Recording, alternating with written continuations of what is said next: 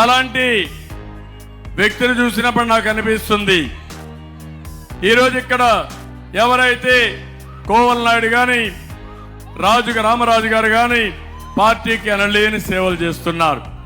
నాకు ప్రాణ సమానమైన తెలుగుదేశం పార్టీ కార్యకర్తలు కూడా జెండా మోస్తూనే ఉన్నారు. అధికారంలో ఉన్న, ప్రతిపక్షంలో ఉన్న, మిత్రపక్షాలకు సీట్లు ఇచ్చిన, జెండాలో మోసిన మా కార్యకర్తల్ని జీవితంలో ఎప్పుడూ మర్చిపోలేను. మీ త్యాగం వృధా కాదు. నేను అండగా ఉంటా, మేమందరం కూడా అండగా ఉంటాం. 3 పార్టీల నాయకులకి కార్యకర్తలకు ఒకటే విజ్ఞప్తి చేస్తున్నాం. కేంద్రంలో రాష్ట్రంలో 2 ప్రభుత్వాలు ఉంటాయి. నాయకులకు కార్యకర్తలకి తగిన గుర్తింపు, మీకు న్యాయం చేసే బాధ్యత మాదని మరొక్కసారి మీ అందరికీ హామీ ఇస్తున్నా. ఈరోజు ఇక్కడికి వచ్చినప్పుడు సెంటు పట్టాలు రైతు వద్ద తక్కువ ధరకొని కడాన సెంటు పట్టాలో కూడా లంచం మెక్కేసిన వ్యక్తి ఈ మహాముదురు. అవునా కదా? చేశాడా లేదా?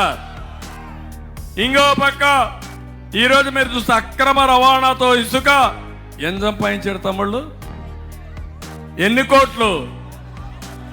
లెక్కేలేదు, లెక్కేయలేము. కనీసం ఒక 30 కోట్లు ఉంటుందా?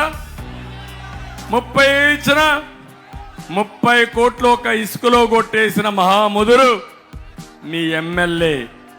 లేఅవుట్ వేయాలంటే ఎమ్మెల్యే కప్పం కట్టాలా లేదా? ఎప్పుడైనా ఉందా ఇలాంటి ఆనవాయితీ?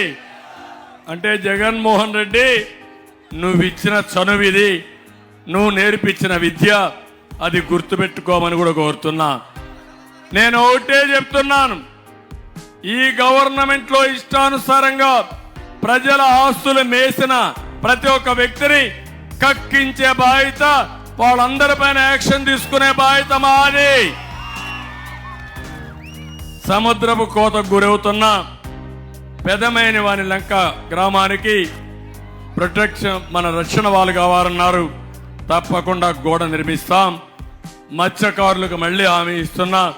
ఇక్కడ ఎమ్మెల్యే కూడా మత్స్యకారులు ఎమ్మెల్యే ఉన్నాడు, క్యాండిడేట్ ఉన్నాడు. వలలు, బోట్లు, డీజిల్ సబ్సిడీస్ అన్ని పునరుద్ధరిస్తాం. పేరుపాళెం బీచ్తో పాటు చుట్టుపక్కల ప్రాంతాలని పర్యాటక కేంద్రంగా ఏర్పాటు చేయాలన్న ఆలోచన, నా కళ. ఇది తప్పకుండా చేస్తామని కూడా హామీ ఇస్తున్నా. పశ్చిమ గోదావరిపై బ్రిడ్జి నిర్మాణానికి చర్య తీసుకుంటాం. వశిష్ఠ గోదావరిపై బ్రిడ్జికి, అదే మరి బియ్యపు తిప్ప షిప్పింగ్ హార్బర్ నిర్మాణం చేయాలి. ఎప్పటి నుంచో ఉంది. దీన్ని చేసి ఈ ప్రాంతాన్ని అభివృద్ధి చేయాల్సిన అవసరం ఉంది, చేస్తాం. పేదలకు ఏదైతే మీకు ఇంటి జాగాలు ఎక్కువగా ఇబ్బంది ఉంది, నేను ఒకటే హామీ ఇస్తున్నా, 2 సెంట్ల భూమి మీకు ఇచ్చే బాధ్యత మాదని మీ అందరికీ హామీ ఇస్తున్నా. ప్రతి ఇంటికి తాగునీరు, ఇప్పుడే చెప్పారు, నీటి సమస్య ఎక్కువ ఉంది, అందుకే హామీ ఇస్తున్నాం. ఇక్కడ ఎక్కువ చెరువుల ట్యాంకులు ఉన్నాయి, భూగర్భ జలాలు కూడా సరిగా ఉండవు. దీనికి తోడుగా వాటర్ స్కీమ్స్ అన్ని కూడా లేని పరిస్థితి వస్తుంది.